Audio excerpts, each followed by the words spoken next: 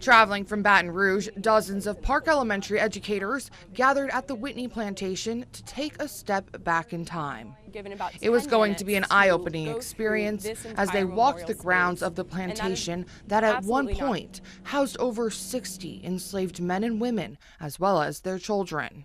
In 2014, the Whitney Plantation opened its doors to the public for the first time in its 262-year history as the only plantation in Louisiana with a focus on slavery. Through museum exhibits, restored historic buildings, memorials, and hundreds of first-person slave narratives, and this unique partnership between the Whitney Plantation and PBL Path, educators will gain a unique perspective into the lives of Louisiana's enslaved people and build engaging projects that ground students in this historical context. The Whitney Plantation provides a powerful learning environment for local students to explore firsthand the history of slavery in the United States, building historical context that sheds light on the impact of systemic racism across many institutions today.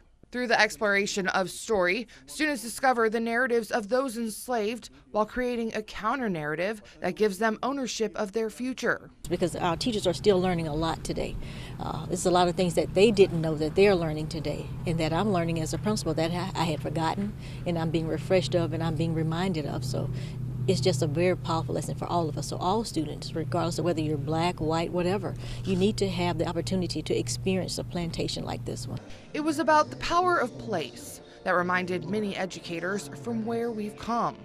How so many children, how so many people played a role in where we are presently, and how that's still being felt throughout the U.S. today is very powerful. And it's something that we need to make sure that we're exposing our students and our families and our children, just everybody, to make sure that they don't forget. On the sugarcane plantation, 39 children died while enslaved, many of them the same age as the students at Park Elementary, who will be learning from their teacher's day here. Not only read about it in a book or see it in a video, but you're actually here and you're actually walking around and can see it and touch it and experience the whole, just everything. And once you, in my opinion, once you go places and you actually experience the place, you will never forget it.